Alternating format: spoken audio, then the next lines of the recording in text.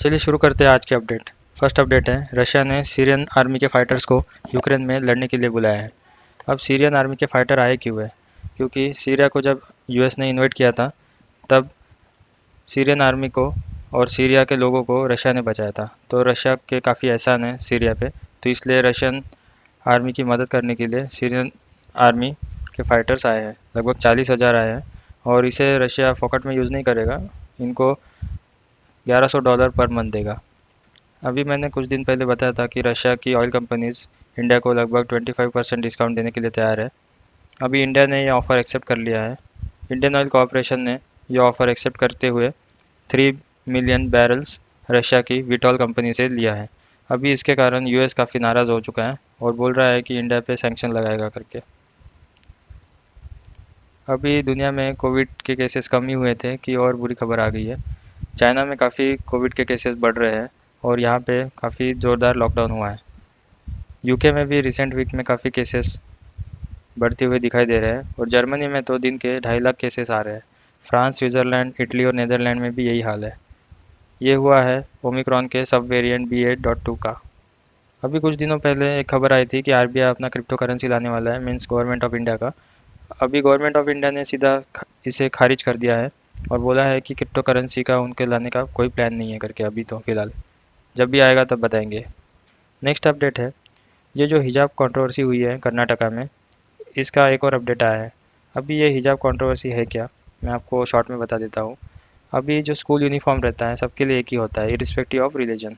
तो कुछ लड़कियाँ, मुस्लिम लड़कियाँ हिजाब पहन के आ गई, तो इसलिए स्कूल अथॉरिटी ने इनको बोला कि आप हिजाब पहन के नहीं आ सकते हो। तो इसके ऊपर इन्होंने बोला कि ये इसेंशियल प्रैक्टिस है इस्लाम धर्म की और हमें पहनने दो। तो स्कूल अथॉरिटीज़ ने इन्हें पहनने नहीं दिया और इन्हें बाहर निकाल दिया। तो इसके बाद इन्होंने प्रोटेस्ट करना चालू कर दिया।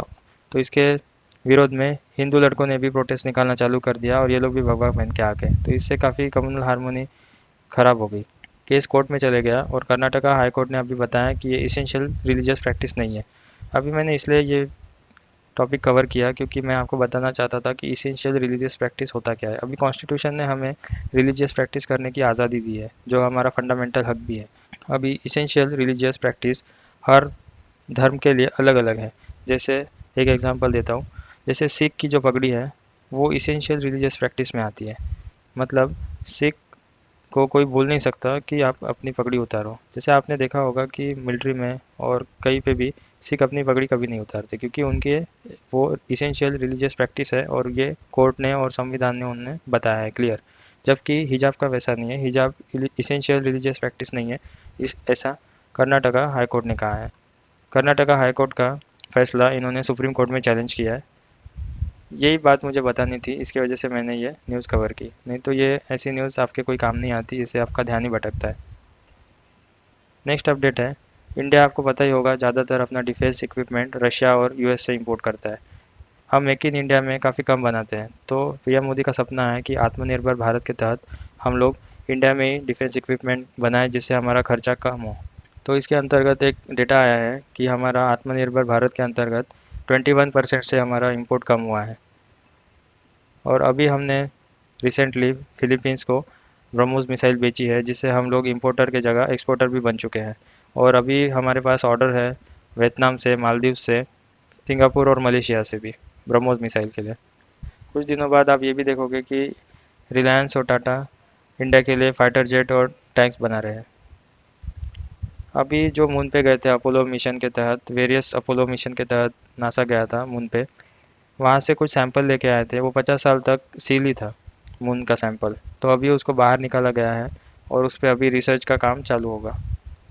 अभी मिशन इंद्रधनुष तो आपको पता ही होगा, फिर भी मैं एक बार बता देता हूँ। ये एक सरकार का इनिशिएटिव है जिसमें छोटे बच्चों को वैक्सीनेशन दी जाती है 7 बीमारियों के लिए। इसलिए इसे 7 रेनबो कहा जाता है, 7 कलर्स ऑफ रेनबो, 7 बीमारियाँ करके। इसमें से कुछ है हेपेटाइटिस, पोलियो, ट्यूबरकुलोसिस, टिटनस, ये सब है। तो हर एक स्टेट को टारगेट दिया जाता है कि आप इतने इतने परसेंट तो भी एटलीस्ट बच्चों को इम्यून करो करके। तो उसमें उड़ीसा ने टॉप किया है विद 90.5% कवरेज। अभी रिसेंटली एक मूवी लॉन्च हुई है जिसका नाम है कश्मीर फाइल्स। अब ये इंडिया में काफ़ी वाहवाही बटोर रही है। ये काफ़ी अच्छी फिल्म मानी जा रही है, इसका IMDb रेटिंग भी काफ़ी अच्छा है। कुछ स्टेट ने इसे टैक्स फ्री कर दिया है। अब टैक्स फ्री मतलब जो भी फिल्म को सरकार को टैक्स देना पड़ता है उसके कारण टिकट बढ़ जाती है, मतलब टिकट की कीमत बढ़ जाती है। तो सरकार चाहती है कुछ फिल्म जो आम नागरिक भी देखे, आम जनता भी देखे, इसलिए ये टैक्स फ्री कर देती है। तो इससे ये फिल्म सस्ती हो गई है ऑडियंस के लिए।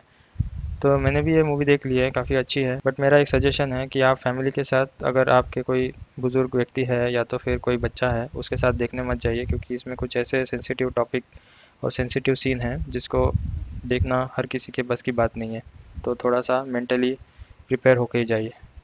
इंडिया ने इशू की है ग्रीन बॉन्ड वर्थ 240 बिलियन। अब ये ग्रीन बॉन्ड क्या है, उससे पहले मैं बताना चाहता हूँ कि बॉन्ड क्या है।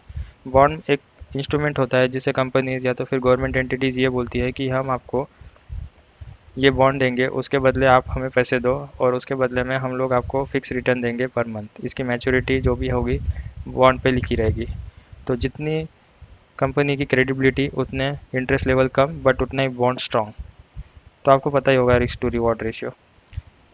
तो इसके अंतर्गत ये ग्रीन बॉन्ड जारी की है इंडियन गवर्नमेंट ने। अब ये ग्रीन बॉन्ड सिर्फ इको फ्रेंडली जो भी कंपनीज होगी या तो फिर इनिशिएटिव होंगे वहीं पे इन्वेस्ट करेगी, जैसे कि renewable energy, green efficiency, clean transportation, EVs, responsible waste management. और ये ग्रीन बॉन्ड आप ले सकते हो 1 अप्रैल के बाद।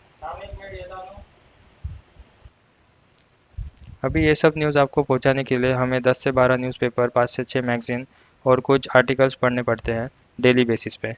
अब सभी इसको कोलैब करके हम लोग चेरी पिकिंग करके आपको सिर्फ इम्पोर्टेंट न्यूज़ देते हैं, ताकि आपका टाइम वेस्ट ना हो और आपको जो भी मेन स्ट्रीम मीडिया कवर नहीं करता है वो हम कवर करें।